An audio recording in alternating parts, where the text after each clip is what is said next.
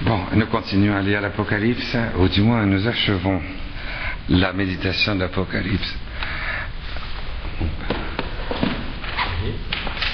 Là. Ça va pas être un double voix. Ça ferait 2 heures. Et nous sommes en train de lire le 21e chapitre de l'Apocalypse et c'est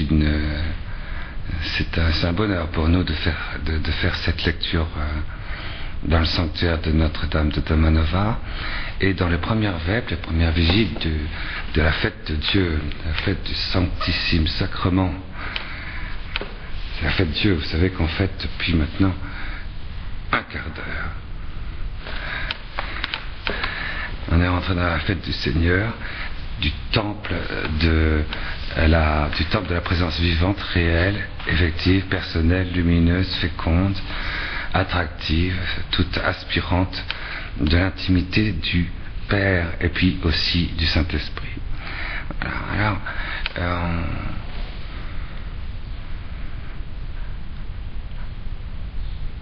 on a fait tout ce parcours avec l'Apocalypse cette année, on continue de rester à le faire parce que c'est pas fini, parce que plus on s'approche de la fin, plus le texte s'allonge. C'est assez extraordinaire d'ailleurs. Et on va demander au Seigneur d'entendre, d'écouter, de lire cette méditation qui nous est révélée en des jours qui sont pour nous très importants.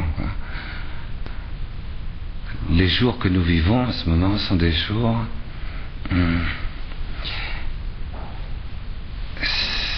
ce sont des jours où tout le monde sait très bien que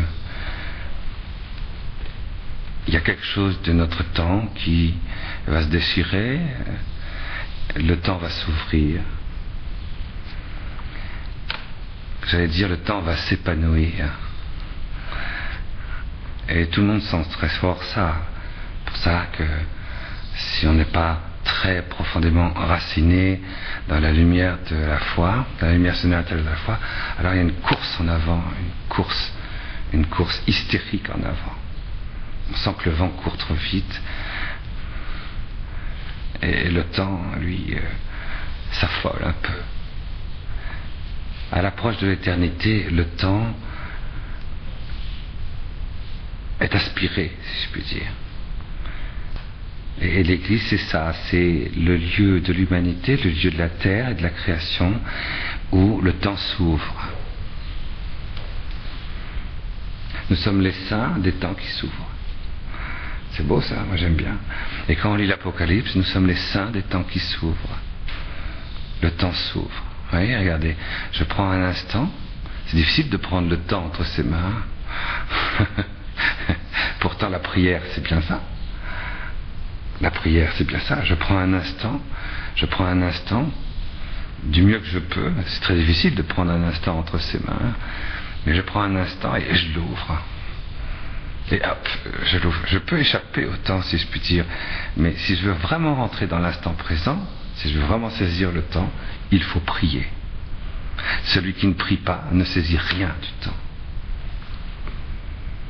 Et comme il ne saisit pas le temps n'ouvre pas sa substance. Le temps ne s'actue pas. Le temps ne s'accomplit pas.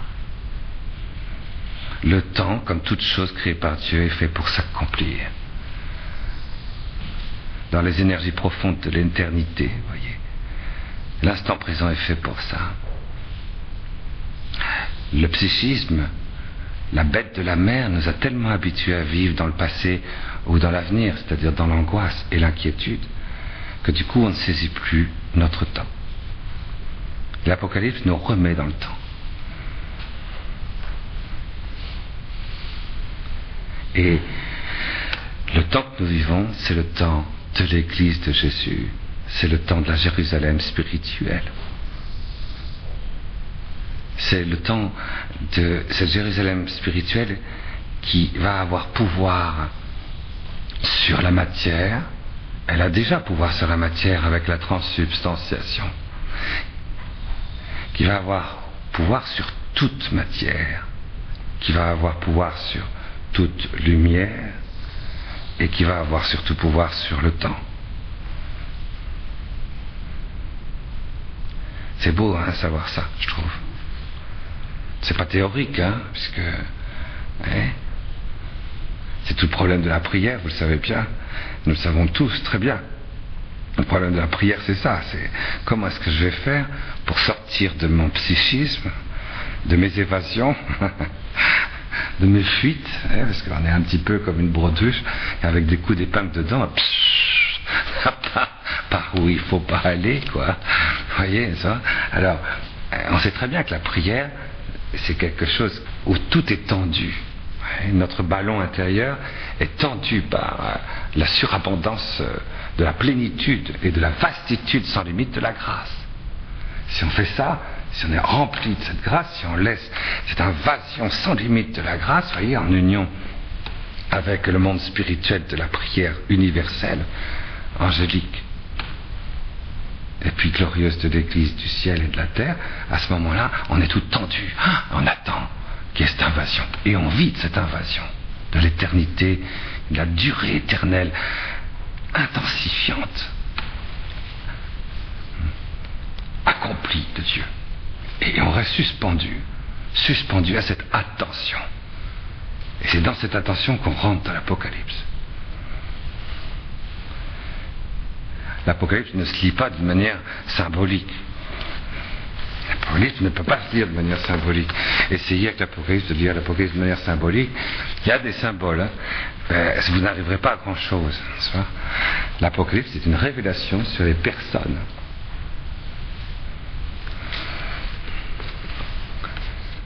Parce que l'Église est un tissu de relations personnelles. Et la Jérusalem céleste, c'est un tissu de relations personnelles. C'est ça qui est magnifique. Et quand ce tissu de relations personnelles s'actue dans la communion lumineuse de l'instant de la grâce, voyez, de la transsubstantiation, mais surtout de la transactuation. Je m'excuse, mais dans de ce passage de chacun d'entre nous, tandis que nous communions les uns avec les autres à la perfection de tous et de chacun en particulier, dans une seule perfection, ça y est, la relation se fait. C'est la relation de l'un, parce qu'on est tout en relatif aux autres. C'est une relation subsistante, comme dans la très sainte Trinité. Ainsi que nous avons vu au catéchuménat, pour la préparation de ceux qui ne savent rien. Alors maintenant, préparation.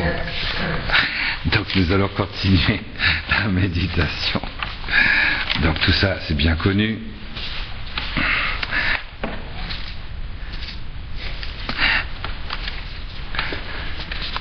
Alors, celui qui siège sur le trône déclara: voici que je fais l'univers nouveau. Puis il ajouta écrit.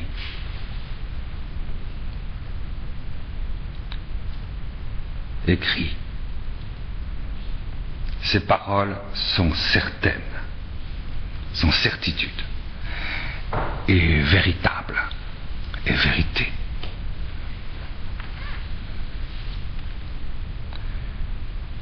Vous savez que les paroles de Dieu ont été inscrites par le Messie d'Israël sur des pierres, grossières, calcaires, et boueuses aussi, mais pétrifiées du Sinaï.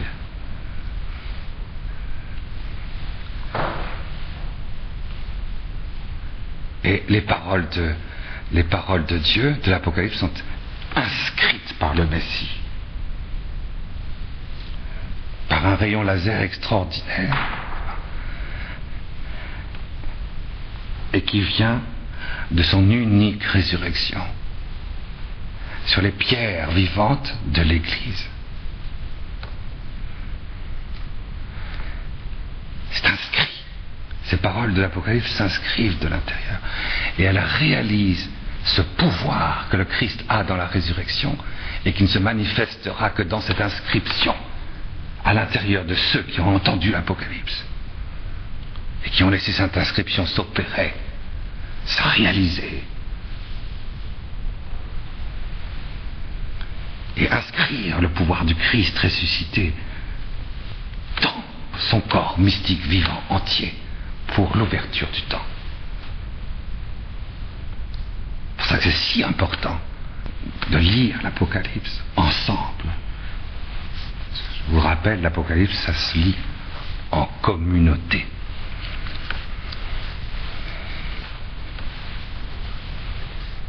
C'en est fait, me dit-il encore, je suis l'alpha, ego eimi alpha, kai oméga. Je suis l'alpha, je suis l'aleph. Si Eye en hébreu, beaucoup mieux, n'est-ce pas? Apprenez-le en hébreu. Eye, aleph, ou tav.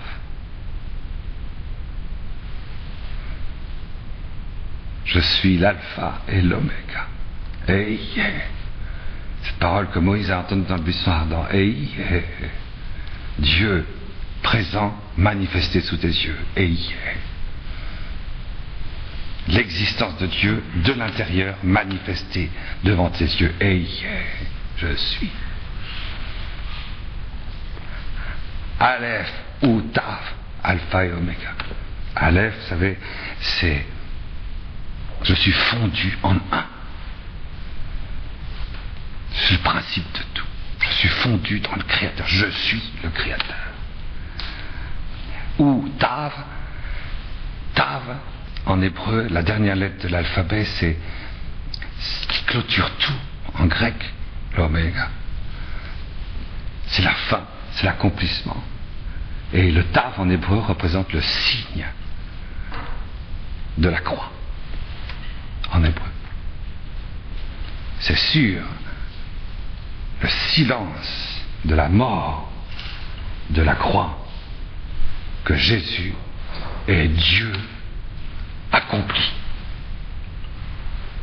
Dieu s'accomplit dans sa divinité dans le silence de Jésus crucifié. Je suis l'alpha et l'oméga. Mais quand c'est Jésus ressuscité qui dit « Mon silence a été glorifié dans l'expression de ma divinité », c'est ce qu'il veut dire. Et c'est ce silence de Jésus crucifié, glorifié, qui s'inscrit en nous. Pour entendre les versets suivants.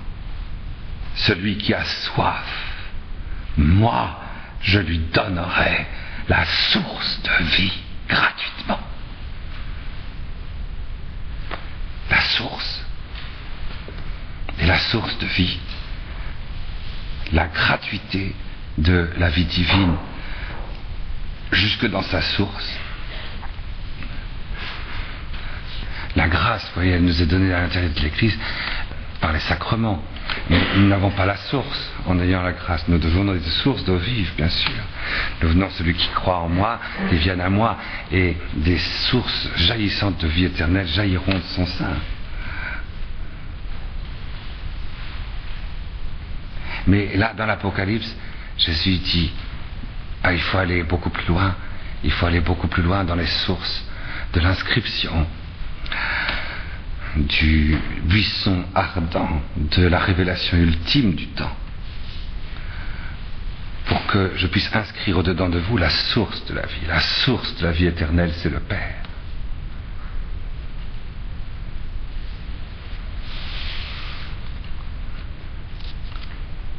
Et quand la première personne de la très sainte Trinité est, j'allais dire, réinscrite, il n'a pas besoin d'être inscrit, il est toujours inscrit. Mais que le Christ réinscrit la présence de la première personne de la très sainte Trinité dans sa propre présence. À ce moment-là, quelque chose va s'ouvrir. un feu va prendre. C'est l'apparition de la Jérusalem céleste. Le pouvoir va être donné à l'Église d'ouvrir donc le mystère du ciel empyré, de la contemplation spirituelle incarnée de l'homme, et en même temps le mystère du temps, l'histoire du temps, va trouver son explication. Écoutez, je suppose que vous êtes comme moi, vous entendez le cri des hommes,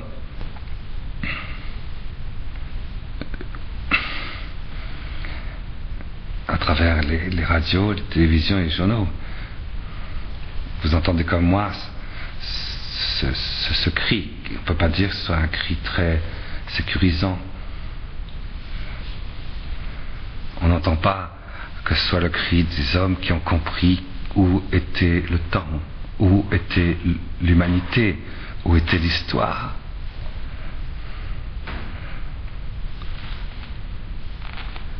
Et plus que jamais aujourd'hui, on voit que le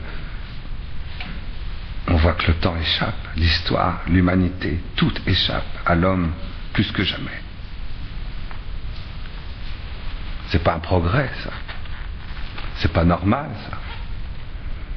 Normalement, avec l'humanité, il ne peut pas y avoir de diminution dans la lumière de l'homme. Donc c'est pas normal. Et c'est simplement une conséquence du péché. Il y a un abandon résolu de l'humanité elle-même, de sa propre lumière, pour ne pas voir à quel point il est maître du temps, par la grâce. Mais s'il abandonne l'alpha, s'il abandonne l'oméga, s'il abandonne le silence vivant de l'accomplissement, s'il abandonne son innocence divine, originelle, alors il perd pied. Il perd l'humilité et la douceur. L'humilité à cause de l'alpha et la douceur à cause de l'oméga. Et il ne reste plus qu'un certain angoisse, et on le comprend très très bien. Je veux dire, c'est pas très difficile. La gratuité, elle est dans l'inscription de la révélation à l'intérieur de nous. Telle sera la part du vainqueur, et je serai son Dieu, et lui sera mon fils. Mais nous l'avions déjà lu, ça, n'est-ce pas?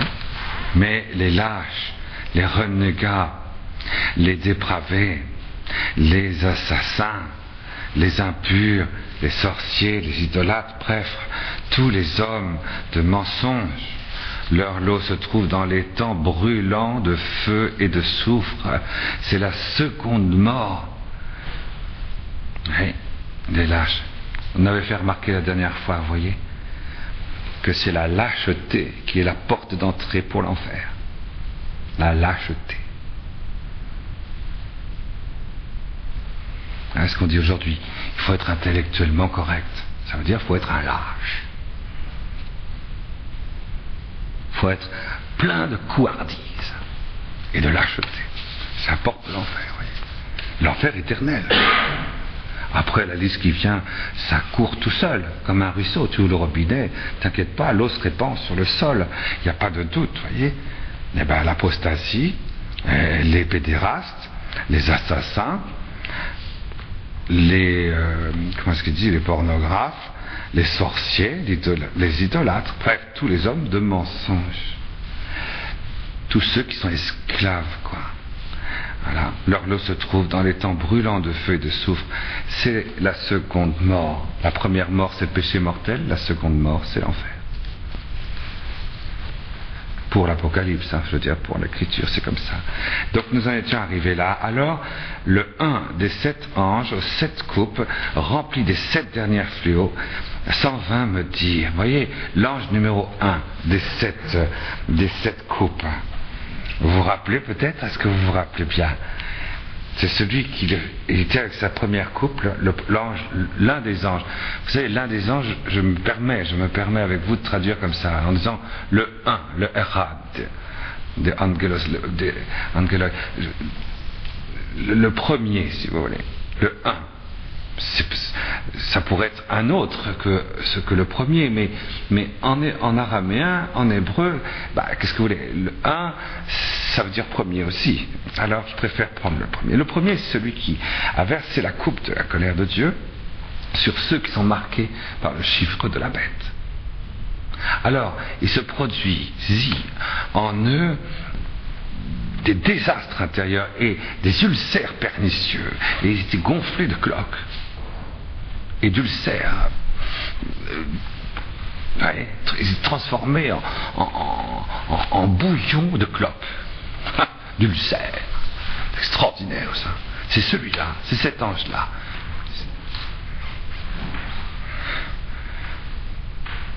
Ne nous laissons pas marquer par le chiffre de la bête, hein. C'est pas drôle, hein. Moi je préfère avoir la police. En plus j'ai pas une peau bien ferme. Oui. Je suis une femme ou un homme, une peau bien douce, une peau de pêche, ou bien une peau bien ferme, bien lumineuse, bien inscrite. Des ulcères, c'est pas chouette, hein. En plus, ça sent mauvais. Si de l'intérieur on n'est pas, j'allais dire, obombré, liquéfié, parfumé par les trois blancheurs, par le fruit de l'Immaculée Conception, qui engendre en nous le corps spirituel, par la paternité glorieuse de Dieu dans le fruit du sacrement de l'Eucharistie, voyez, et de la vision de la face de Dieu le Père. Et puis, si de l'intérieur, vous voyez, si on ne fait pas oraison, quoi. Et puis, si on n'a pas cette liqueur du Saint-Esprit dans la transformation du monde entier à travers nous, à ce moment-là, c'est vrai, notre peau, petit à petit, va devenir un cloque d'impureté et de puanteur. Surtout à la révélation de la paternité de Dieu. C'est ça, vous voyez. Cette révélation du premier ange de la première coupe est très intéressante, hein, l'air de rien.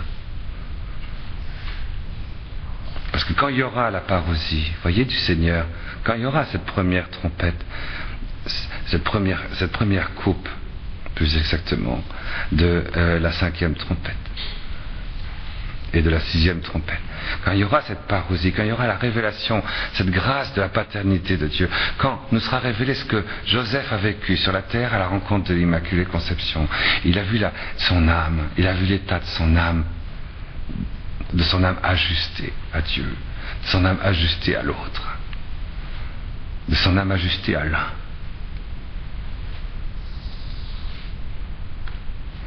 Il y a eu cette révélation. Et il a vu l'état de son âme pour s'ajuster à l'Immaculée Conception dans le mariage. C'est ça que nous verrons tous notre âme à la lumière de la paternité créatrice de Dieu, à la lumière de notre innocence, à la lumière du oui, sans tache, de notre encombrement dans les séquelles du péché originel. Vous voyez, mais c'est un oui sans tache qui assume les séquelles du péché originel et les faiblesses, qui les assume pour dire oui au centuple.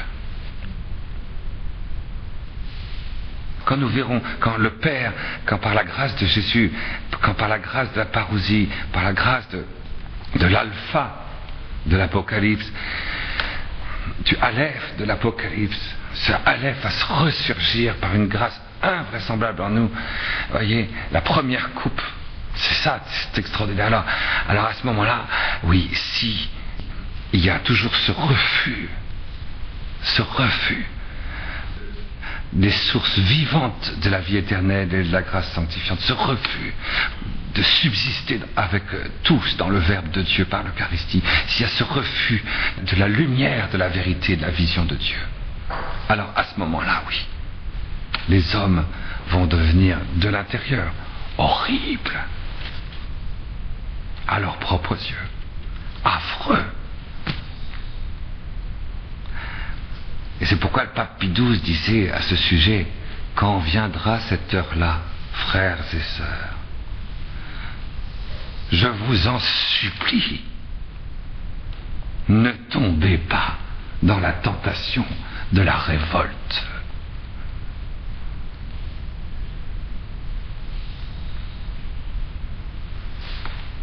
nous serons tous confrontés à cette tentation. Il faut s'y préparer. L'Apocalypse est là pour nous y préparer. Et d'avance, nous prenons les 3 germes, vous voyez, de la double fécondité, de la plénitude du Père, de la Mère et du Fils glorifié en une seule résurrection, pour que ça s'inscrive en nous et qu'on en vive avant qu'il n'apparaisse. Donc, voici que l'un des 7 anges, le un des 7 anges, c'est celui-là qui me donne l'explication sur la parousie. Pourquoi la parousie?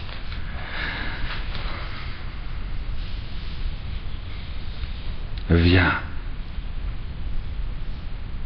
Viens.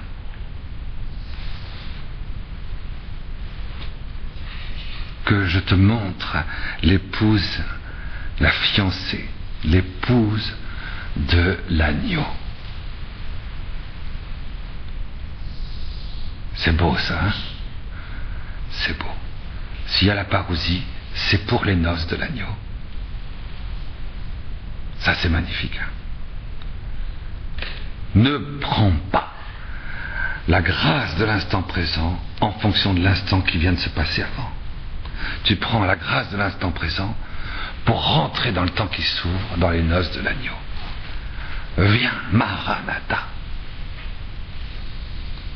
Et le Père, à travers la résurrection glorieuse de l'humanité ressuscitée, qui fait une seule résurrection. Actuellement, ils sont au moins 3 ressuscités. Cette unique résurrection, le Père, qui n'est jamais envoyé, s'exprime à travers cette résurrection. À nous, pour dire Maranatha. Viens. Pour dire au corps mystique de Jésus, qu'il tient dans les profondeurs de chacun d'entre nous, pour dire à la partie de nous qui est membre vivant de Jésus vivant, viens. Dans l'ouverture du temps aux noces de l'agneau. Maranatha. On n'entend pas souvent ça, hein, que c'est la paternité glorieuse de Dieu qui nous invite à sortir, à ouvrir tout ce que le temps possède de richesse pour s'ouvrir et éclater dans son accomplissement. Dans une durée sainte. Dans une durée à la fois sainte et glorieuse. Dans une durée humaine. Pas dans une durée bestiale, pas dans une durée de la bête, pas dans une durée illuminati, pas dans une durée du trône de la lumière.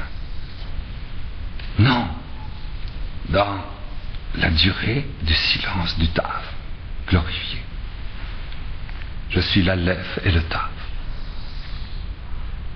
C'est quand même assez beau. Et regardez, je ne peux pas vous l'expliquer, mais je peux quand même vous suggérer. Nous pouvons suggérer à la famille ici présente d'essayer de faire un effort.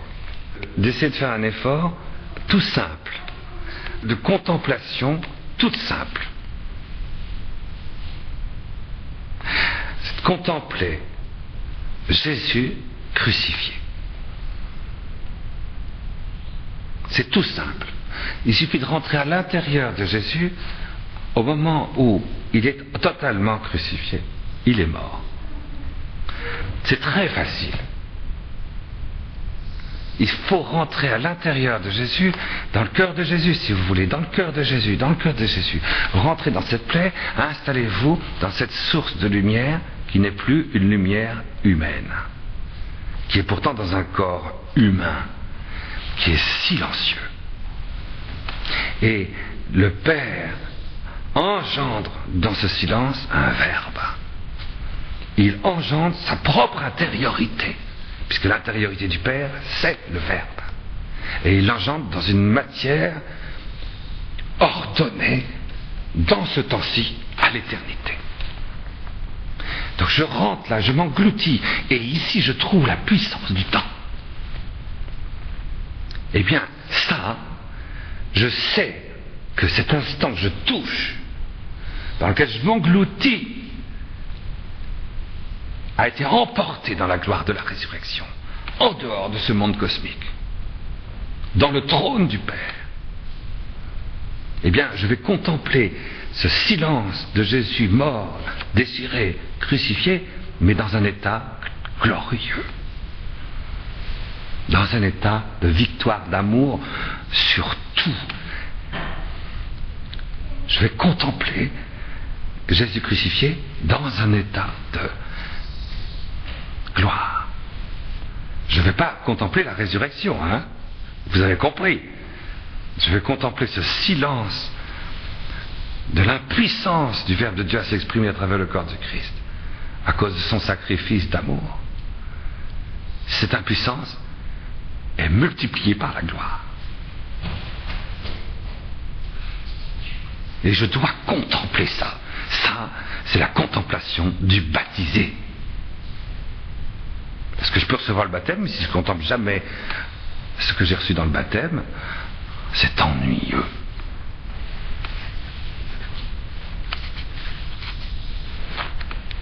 Eh bien, c'est ça qui est écrit là, voyez. C'est cet appel qui va nous être donné, qu'on va pouvoir entendre. Parce que si ça nous est très difficile, parce qu'on est formé plus par Patrick Poivre d'Arbor et par Jacques Lang que par saint Thomas d'Aquin et saint Jean de la Croix. Alors du coup, c'est devenu très difficile. Et notre corps, vous savez, on reçoit plus notre corps des explications, j'allais dire, de Sharon Stone ou que de l'Immaculée Conception.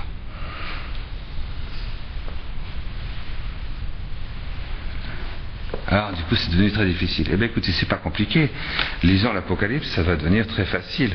Il me transporta donc, se laisser transporter, happé dans le vol de l'esprit. Notre esprit, vous voyez, l'intellect agent qui est un intellect agent, qui est ici et partout, est arraché, comme dit sainte Thérèse d'Avila. Le vol de l'esprit, c'est ça.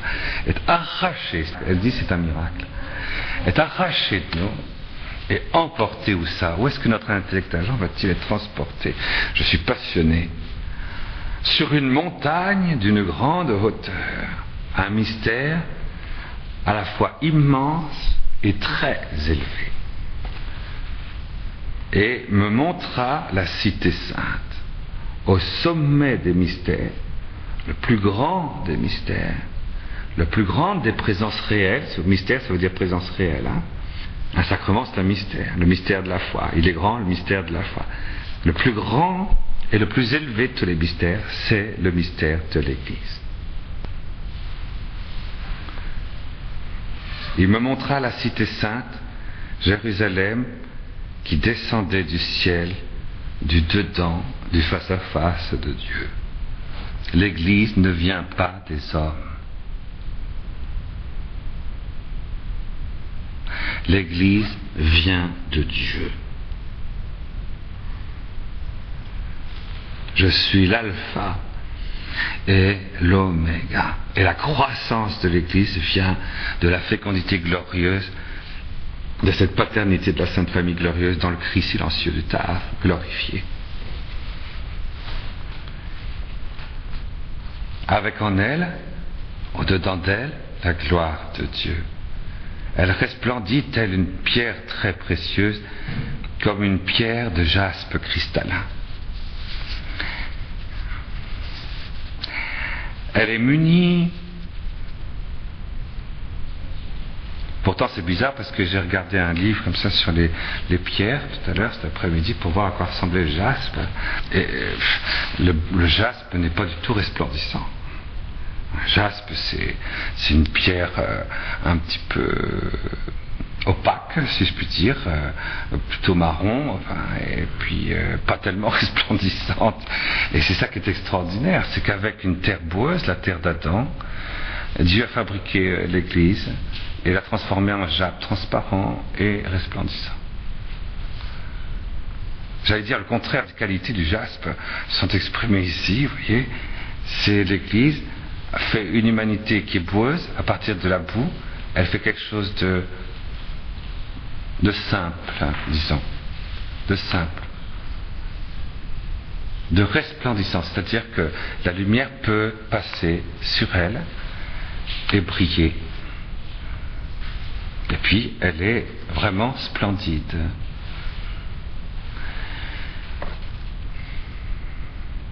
Et puis en plus, elle est cristalline. Elle est cristalline, de jaspe cristallin. On ne se rend pas compte quand on lit ça que le jaspe cristallin n'existe pas. Le jaspe n'est pas un cristal. Moi, j'avais pas vu ça, vous voyez. Puis en voyant la photo d'un jaspe, j'ai réalisé ça. C'est pas cristallin du tout, le jaspe. Mais il devient cristallin. Vous voyez, le cristal, vous claquez dessus, ça sonne. Le son, la présence de Dieu imbibe le jaspe.